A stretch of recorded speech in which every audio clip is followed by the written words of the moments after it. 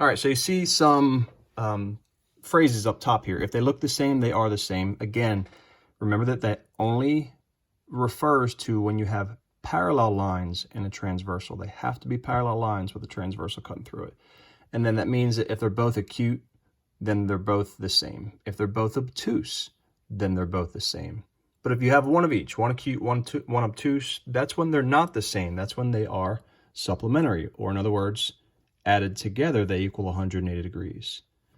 Back up here, if we say they are the same, that means that they're equal to each other. They're congruent, okay? Congruent means the same measure.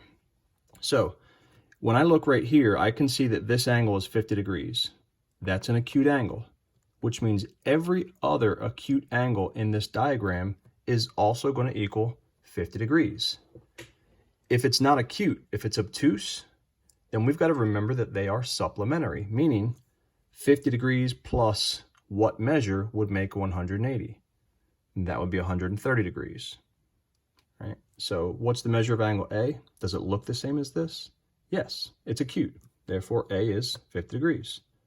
What about angle B? It's acute. So it's the same as this, 50 degrees.